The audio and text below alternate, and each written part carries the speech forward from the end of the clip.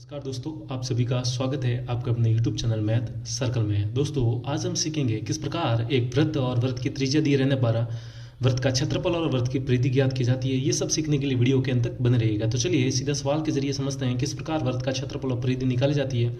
तो उससे पहले मैं आपको बता देता हूँ कि वृत्त क्या होता है। देखिए, वृत्त की अगर परिभाषा की बात करें तो ऐसे बिंदु का बिंदु पथ है जिसकी एक निश्चित बिंदु, वो निश्चित बिंदु क्या होता है, वृत्त का केंद्र होता है ये। और निश्चित बिंदु से ये जो दूरी है, ये जो त्रिज्या कहलाती है, ये दूरी सदैव क्या रहे, समान रहे। ऐसे बिंदु का बिंदु पथ जिसकी एक निश्चित बिंदु से दूरी सदैव समान रहे, वो क्या कहलाता है, आपका बिंदु पथ वृत्त कहलाता है। ठीक है, हम इस वृत्त के ऊपर वीडियो लेके आएंगे जिसमें हम वृत्त के बारे में सब कुछ जानेंगे, लेकिन हमें यहाँ पर सिर्फ क्षेत्रमिति से मतलब है। मेरा कहने का मतलब है वृत्त का क्षेत्रफल और वृत्त की परिधि से। तो देखिएगा सवाल क्या है, 14 सेंटीमीटर वाले वृत्त का क्षेत्रफल व परिधि ज्ञात कीजिए। ठीक है, तो सबसे पहले मैं आपकी सुविधा के लिए बता देता हूँ, चूंकि जो वृत्त की परिधि होती है वो आपकी क्या होती है, वृत्त की परिधि का मतलब वृत्त के चारों तरफ की लंबाई कितनी होती है। वृत्त की परिधि का जो सूत्र होता है वो डायरेक्ट क्या होता है। देखिए, वृत्त की परिधि का मतलब अगर मैं यहाँ से चलना शुरू करता हूँ तो ऐसे ऐसे चलते चलते सीधा घूम के वापस आ जाता हूँ, तो ये जो पथ है, ये जो मैंने पथ ट्रेवल किया है, इस पथ को कितना मापते हैं या मापेंगे तो ये कितना लंबा आएगा, उसी को क्या कहते हैं, वृत्त की परिधि कहते हैं। इसका सूत्र डायरेक्ट होता है, वो क्या होता है, 2πr होता है। ठीक है, इस सूत्र को आपको ध्यान में रखना, 2πr, जिसमें r वृत्त की त्रिज्या है और पाई का मान क्या होता है, आप जानते हैं पाई का मान कितना होता है, 22/7 होता है। ठीक है, 22/7 एग्जैक्ट तो नहीं होता है, लेकिन हमें अपनी गणना को आसान करने के लिए ये मान हमें लेना है। ठीक है, अब यहाँ पर आप देख सकते हैं वृत्त की परिधि 2πr आ चुकी है।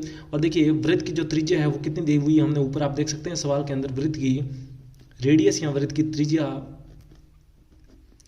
वो r कितनी दी हुई है, आपको देख सकते हैं वृत्त की त्रिज्या 14 सेंटीमीटर। ठीक है, अब हमें इस वृत्त की परिधि ज्ञात करनी है, तो पहले हम लिखेंगे इसीलिए वृत्त की परिधि, इसलिए वृत्त की परिधि क्या हो जाएगी आपकी 2 गुणा, ये सब गुणा है आपस में, पाई का मान हम कितना रखते हैं 22/7, और गुणा देखिए आर का मान कितना, यहाँ से 14 है तो यहाँ पर 14 आप रख दीजिए। ठीक है, अब 7 का भाग 14 में कितनी बार जाएगा, 2 बार, तो ये आ जाएगा 2। ठीक है, अब यहाँ पर आप देख सकते हैं, इसको गणना करिए, 2 गुणा 22 कितना हो जाएगा 44, और 44 गुणा 2 कितना हो जाएगा आपका 88। ठीक है, और यूनिट देखिएगा क्या है, सेंटीमीटर, तो इसके पीछे भी क्या रहेगा, सेंटीमीटर। तो आप कह सकते हैं इस वृत्त की जो टोटल लंबाई आई वो कितनी है आपकी 88 सेंटीमीटर। ठीक है, तो उम्मीद करता हूँ किस प्रकार वृत्त की परिधि निकाल जाती है आपको समझ में आया होगा।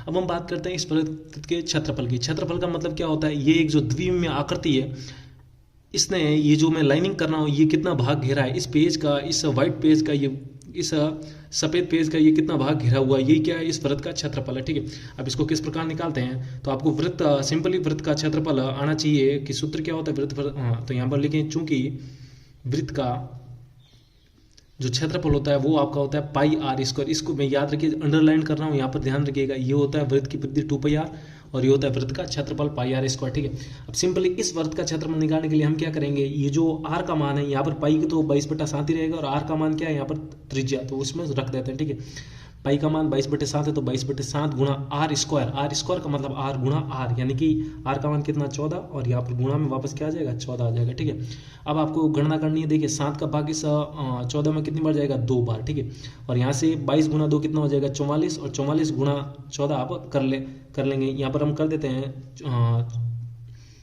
यहाँ पर 44 गुणा 14 करते हैं कितना आता है, देखिए 16 हासिल है, 1 17 और 4 और 4, तो कितना आ जाएगा, लगभग 6 7 11 हासिल 1। ठीक है, 1 और 2 6, यहाँ से हो जाएगा 616 सेंटीमीटर। देखिए इसका सेंटीमीटर और इसका सेंटीमीटर आपस में गुणा होकर कितना हो जाएगा, सेंटीमीटर स्क्वायर हो जाएगा। ठीक है, तो आप कह सकते हैं इस वृत्त का यानी कि 14 सेंटीमीटर वाले वृत्त का क्षेत्रफल कितना आया, 616 सेंटीमीटर स्क्वायर। उम्मीद करता हूँ आपको समझ में आया होगा किस प्रकार वृत्त का परिधि और वृत्त का क्षेत्रफल निकाल जाता है जब वृत्त की त्रिज्या दी रहती है। अब हम एक और सवाल करते हैं जो इसी से को घुमाया जाता है सवाल को, तो यहाँ पर ध्यान दीजिए, 154 मीटर परिधि वाले वृत्त की त्रिज्या और क्षेत्रफल हमें ज्ञात करना है। ठीक है, अब ये एक्चुअली में ये सवाल है इसी के जैसा है, लेकिन इसको थोड़ा सा घुमाया गया है। यहाँ पर आप देख सकते हैं वृत्त की त्रिज्या नहीं दी हुई है, तो सबसे पहले आपको वृत्त की त्रिज्या ज्ञात करनी पड़ेगी, उसके बाद वृत्त का क्षेत्रफल निकलेगा।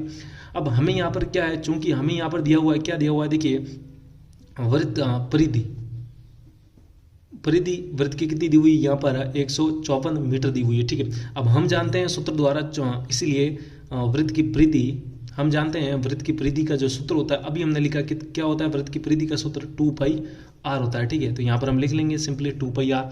अब आप देख सकते हैं ये वृत्त की परिधि 154 मीटर है और वृत्त की परिधि का सूत्र क्या है, 2 पाई आर। वृत्त की परिधि 2 पाई आर और ये वृत्त की परिधि कितनी है, 154 मीटर, ठीक है। तो बेसिकली ये दोनों आपस में क्या होने चाहिए, बराबर होने चाहिए। तो मैं क्या कर लेता हूँ, 2 पाई आर बराबर कितना होना चाहिए आपका 154 मीटर, ठीक है, क्योंकि ये दोनों ही क्या है, वृत्त की परिधि है। अब वृत्त की परिधि का सूत्र 2 पाई आर है और इसी को कुछ आर का मान रखने पर सॉल्व करने पर 154 आया होगा। तो हम यहाँ पर क्या कर लेते हैं, मान रख देते हैं और आर का मान निकल आएगा।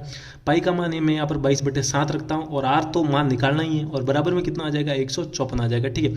अब यहाँ पर मैं गुणा भाग कर लेता हूँ। तो यहाँ से आर का मान कितना आ जाएगा, ध्यान दीजिएगा, यहाँ से आर बराबर 154, ये 7 इधर भाग में उधर जाते कितना हो जाएगा, गुणा में, और बटा में कौन आएगा, 2 गुणा 22 कितना हो जाएगा, 44 आ जाएगा, ठीक है। अब इसको सॉल्व करिए। तो यहाँ पर आते हैं 2 का भाग देते हैं, यहाँ पर कितनी बार चला जाएगा, 22 बार, ठीक है। और इसमें कितनी बार चला जाएगा, 7 बार, और पीछे कितना बचा, 7 बार, ठीक है। अब हम क्या करते हैं, 77 में और 22 में 11 का भाग जा रहा है, 22 में 11 का भाग कितनी बार जाएगा, 2 बार, और इसमें कितनी बार चला जाएगा, 7 बार। तो 7 और 7 गुणा 7 ऊपर कितना आ जाएगा, 49, और बट्टा में कितना आ जाएगा, 2 आ जाएगा। ये 49/2 ही यहाँ पर क्या है आपकी मीटर है, तो सॉरी मीटर लगाइए। तो 49/2 यहाँ पर क्या है, वृत्त की त्रिज्या है 49/2, ठीक है। अब हमें इस सवाल ने और कुछ पूछा है, देखिए इस सवाल ने क्या पूछा है, क्षेत्रफल। तो इस वृत्त का हमें क्षेत्रफल भी ज्ञात करना है, ठीक है। अब क्षेत्रफल किस प्रकार क्या करते हैं, हम जानते हैं चूंकि वृत्त का जो क्षेत्रफल होता है वो क्या होता है, वृत्त का क्षेत्रफल क्या होता है, पाई आर स्क्वायर। अभी हम पिछले सवाल में देखा। अब हम क्या करेंगे, पाई की जगह 22/7 रख लेंगे और देखिए आर का मान आ ही चुका है, तो आर स्क्वायर है तो 49/49 और 49/49 आपको करना है यहाँ पर। अब देखिए इस सवाल को सॉल्व करिए। देखिए 2 का भाग 22 में कितनी बार जाएगा, 11 बार, और 7 का भाग 49 में कितनी बार जाएगा, 7 बार, ठीक है। अब क्या हो जाएगा, ऊपर क्या बचा है, 11, और गुणा में क्या है, 7, और गुणा में क्या है, 49, ठीक है, और बट्टा में क्या है, देखिए 2 बचा है, ठीक है। तो अब आप देख सकते हैं यहाँ से देख सकते हैं ये हमारा गुणनफल आ चुका है। अब आप इसको गुणा करके और भाग 2 दे सकते हैं। तो यही हमारा क्या हो जाएगा, आंसर। तो उम्मीद करता हूँ किस प्रकार वृत्त की परिधि दिए रहने पर वृत्त का त्रिज्या और वृत्त का क्षेत्रफल ज्ञात किया जाता है आपको समझ में आया होगा। समझ में आया तो वीडियो को लाइक कीजिए, अब तक चैनल को सब्सक्राइब नहीं किया तो वीडियो के नीचे जो लाल बटन उसको दबाइए, उसके पास वाली घंटी भी दबाइए, ताकि ऐसी ही बेसिक कॉन्सेप्ट से जुड़ी वीडियो आपकी नोटिफिकेशन आ सके, सबसे पहले देख आप उनको सीख सके।